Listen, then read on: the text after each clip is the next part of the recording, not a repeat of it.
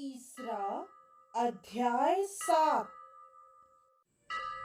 मनुष्याणां सहस्रेषु कश्चिद्यत्तति सिद्धये यततामपि सिद्धानां कश्चिन्मां वेत्ति तत्त्वतः।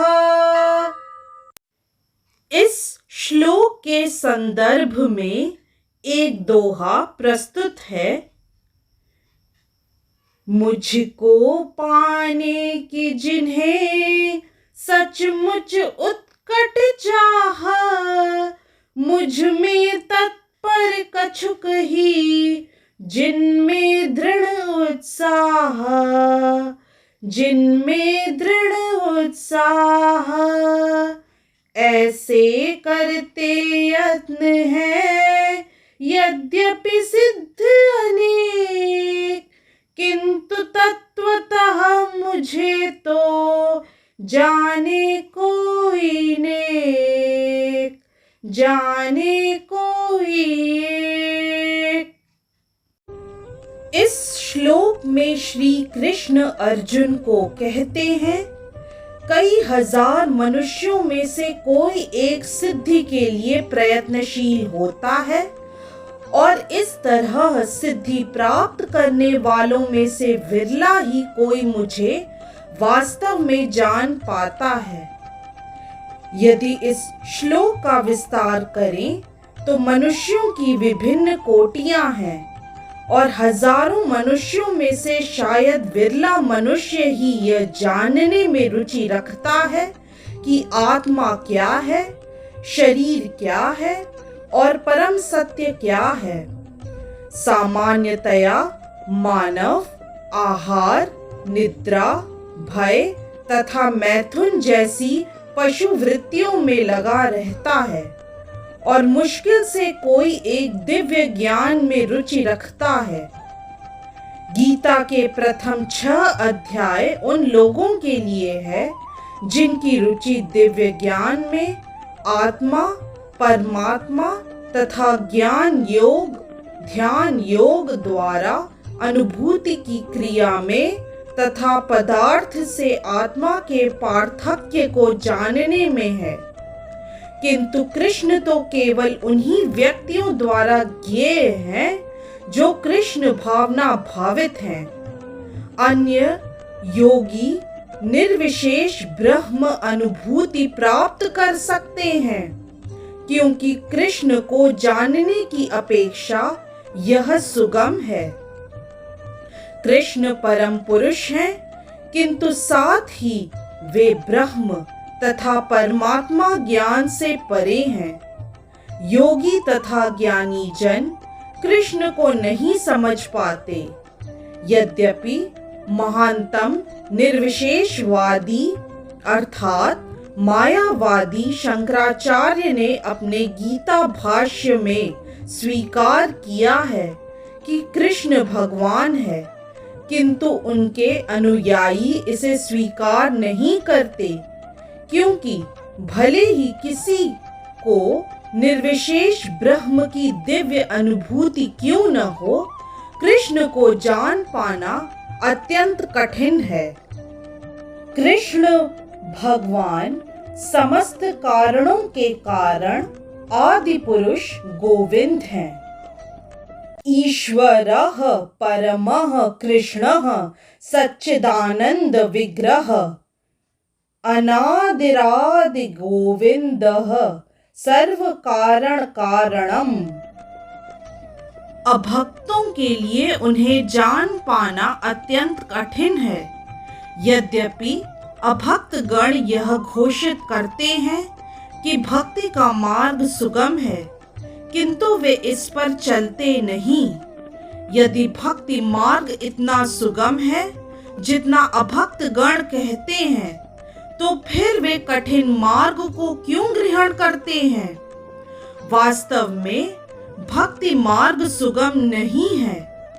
भक्ति के ज्ञान में हीन अनधिकारी लोगों द्वारा ग्रहण किए जाने वाला तथा कथित भक्ति मार्ग भले ही सुगम हो, किंतु जब विधि विधानों के अनुसार दृढ़ता पूर्वक इसका अभ्यास किया जाता है तो मीमांसक तथा दार्शनिक इस मार्ग से च्युत हो जाते हैं।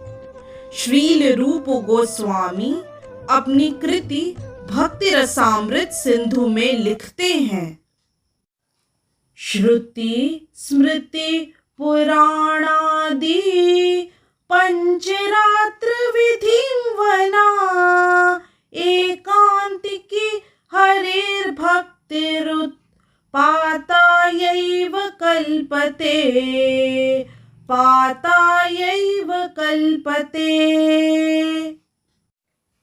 वह भगवत भक्ति जो उपनिषदों, पुराणों तथा नारद पंचरात्र जैसे प्रामाणिक वैदिक ग्रंथों की अवहेलना करती है, समाज में व्यर्थ ही अव्यवस्था फैलाने वाली है। ब्रह्मवेत्ता, निर्विशेषवादी या परमात्मा वेत्ता योगी भगवान श्री कृष्ण को यशोदानंदन या पार्थसारथी के रूप में कभी नहीं समझ सकते। कभी कभी बड़े बड़े देवता भी कृष्ण के विषय में भ्रमित हो जाते हैं। मुह्यन्ति यत्सूरयः माम तु वेद न कश्चन। भगवान कहते हैं कि कोई भी मुझे उस रूप में तत्वतः नहीं जानता जैसा मैं हूँ, और यदि कोई जानता है स महात्मा सुदुर्लभः, तो ऐसा महात्मा विरला होता है।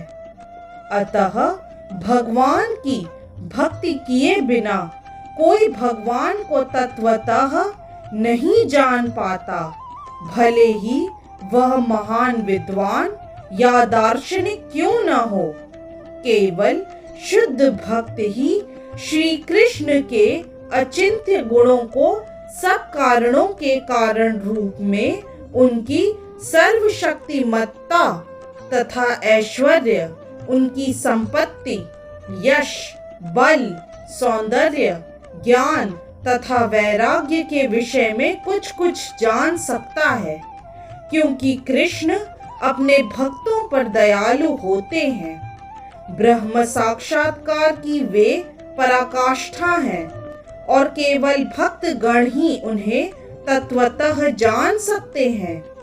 अतएव भक्ति रसामृत सिंधु में कहा गया है, अतः श्री कृष्ण नामादि न भवेद् ग्राह्यमिन्द्रियैः सेवोन्मुखे हि जिह्वादौ स्वयमेव स्फुरत्यदः स्वयमेव स्फुरत्यदः।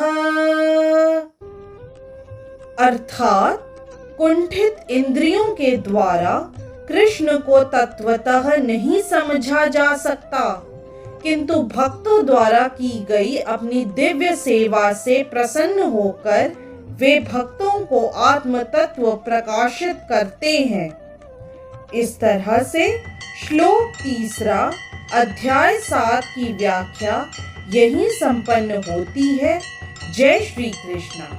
यदि आज का वीडियो आपको पसंद आया तो कृपया लाइक, सब्सक्राइब, कमेंट और शेयर करना न भूलें। चैनल का नाम है मिस्टिक फेथ।